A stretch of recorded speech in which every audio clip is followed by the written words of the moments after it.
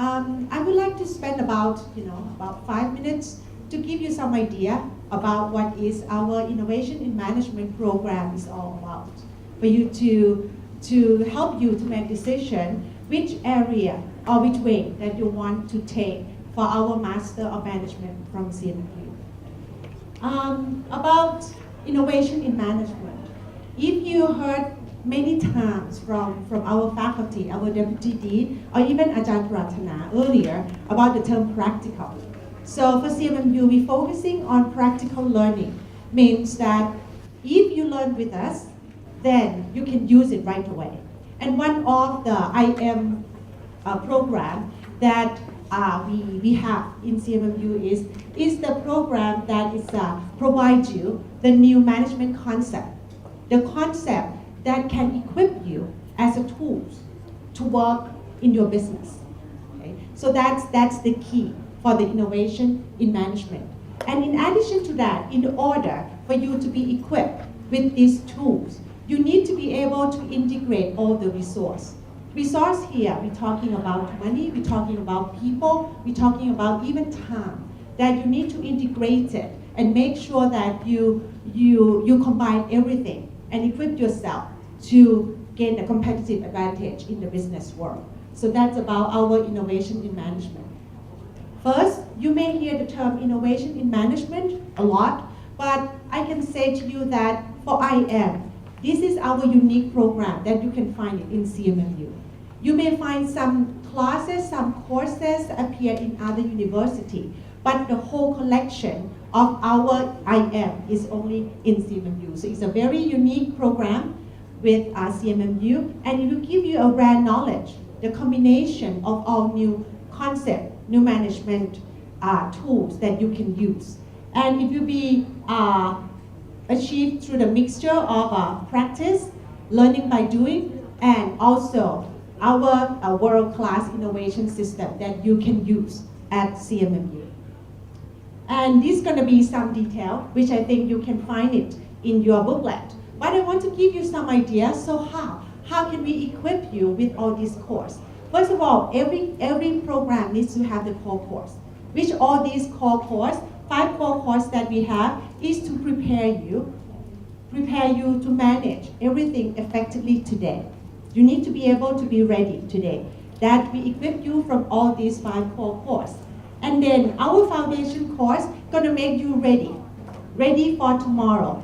That you can use our specialization course to manage the future. So these are gonna be all the courses that we can provide it to you, which again, you can find more detail in the booklet. But I want to give you the picture that this is what CMMU can provide it to you. The knowledge that can prepare you today to manage your future.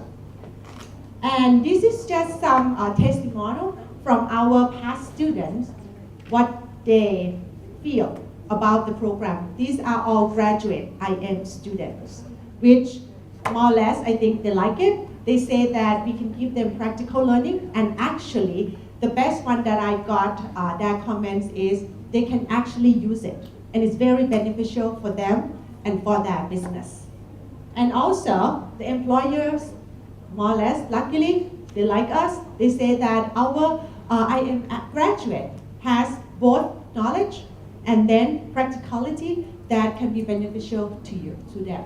So that's, like I say, 5 minutes that I want to give you some idea about what is innovation management. Any question or anything, you can come to talk to me or any faculty.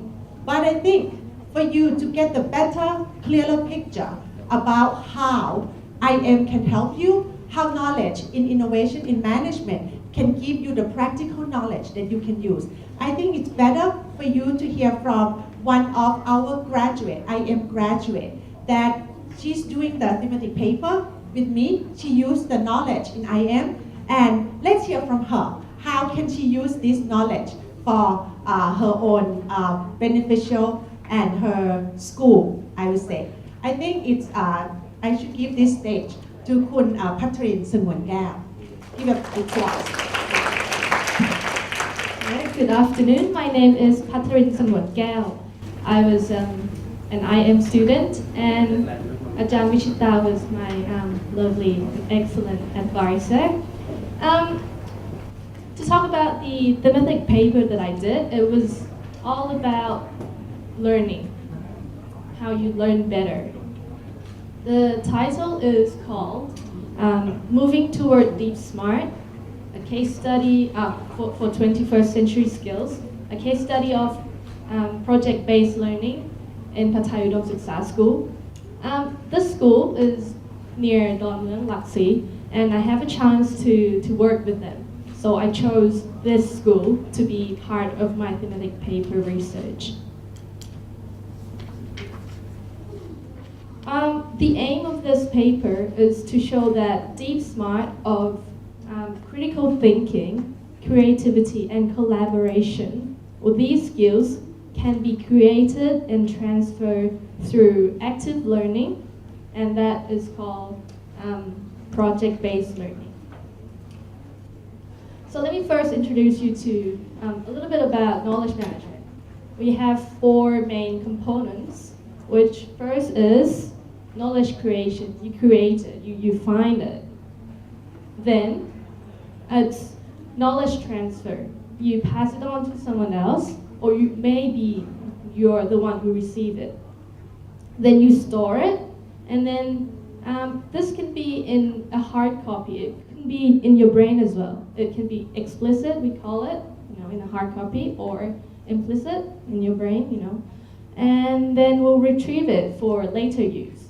And then the last component, it's called knowledge application. You have to be able to use this knowledge in your life, apply it, adapt it. The main point that I want to study about this topic is because I find some problems in education. Have you ever been, you have to read so much to take an exam, to get a good grade, but then at the end you totally forgot about what you actually learned. That's one of the first problems. People study to take exams, not to learn. The second one is that once you graduate, once you finish school, you still have to go into a company, into a workplace, and then learn a whole lot of new things. And you're not equipped with the right knowledge, with the right skills to work. So what should education for 21st century be like? Well, I think that education should focus on each of the students' interests, capabilities, or even like potential. They might just like it.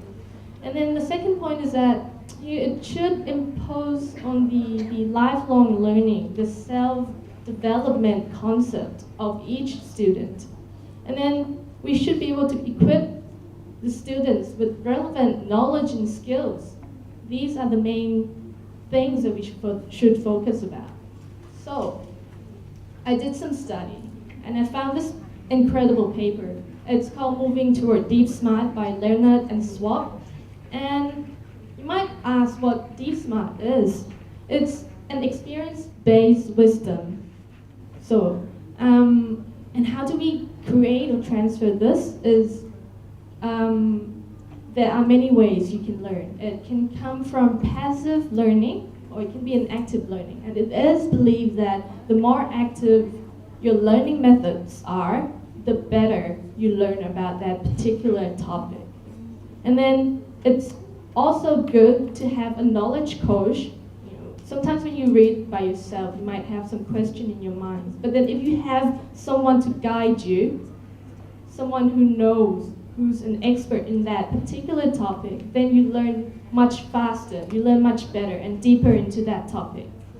So this is this illustration shows you the passive learning method. It can come from being listening in a seminar like this, from reading, and then it goes on to active learning, to learning by doing methods like guided experiment. You jiggle with the something that you want to know by yourself, and then having someone to guide you through that process. And I found 3 most important skills that is part of 21st century skills that we should focus about. The first one is creativity. As many of you might have heard from Einstein quote about how creativity is much, much more important than knowledge, then we should be able to teach the students to be creative, to think outside the box. The second one is to be a critical thinker. Because nowadays you have so much information, but you don't know which part of that information is true or not true, which part that you can use or not use it. And then the third one is collaboration, the collaborative skills that we need to work together. Because sometimes when you work alone, you might get a result of 1. But if you work in a team, that result can multiply so many more times. So how do we create and transfer these deep smart skills, these 3 skills? Well, I think that project-based learning is one way to do it. You might ask what project-based learning is. Well, it's a way of learning on a project basis where the students are given a task, a series of tasks to complete one whole big project with a teacher being a mentor. Instead of giving out information, they guide the students through the project. What I want to know, 3 parts as well. What are the processes? What's the outcome? Is it good to learn through project-based management, or is it bad? Is it harder, I have to say? And then how can the outcome of this paper can be used for other schools or for other organizations? So I use a method to investigate in these process, the outcome, and also the feedback from teachers, students, and other stakeholders, such as the community that is nearby the school. What I used was a group, a focus group with an observational method at this school. This school is called Pattarin Sanguankaew, and they usually have this project-based learning every year, every term. Last year, the school had a project that is called Catch a Star. You might wonder why Catch a Star. Well, each year they select one topic that might be interesting to the learners. And last year was about how we are related to the whole universe in every aspect, not just science, not just astrology, but in mathematics, arts, even everyday life situation, how our society have, how the stars have an impact on our society. Well, the project-based, it's a project-based learning, definitely, but it's also a multi-level learning, meaning that students from Matayom 1, 2, and 3 are learning all together, not separate by class or by level. This means that each of them will have different kind of knowledge background and capabilities. And it's also subject integrated, meaning that science, as I said, science, maths, Thai language, English language, information technology, and many more are integrated. This shows the in-class learning curriculum. It's not an extra school, so it's part of their day. They dedicate the whole day to study about Catch a Star. They are divided in groups, in the smaller groups where there are students from Matyom 1, 2, and 3, and teachers as mentors. And then this is what I found. The result of my research was that the first step is to select a theme that is interesting. And then this theme, as you can see, it comes from this feedback from the students and the teachers from previous year. So they don't just come up with a random thing. It's something that students and teachers wanted to know. Then they will design a curriculum based on this theme. How can they integrate all the subjects under this topic? For an example, music. You might think how music related to a star. Well, have you heard of Starry Starry Night? Well, that is part of it. And then we'll prepare resources. During this time, the teachers will have to design learning activities.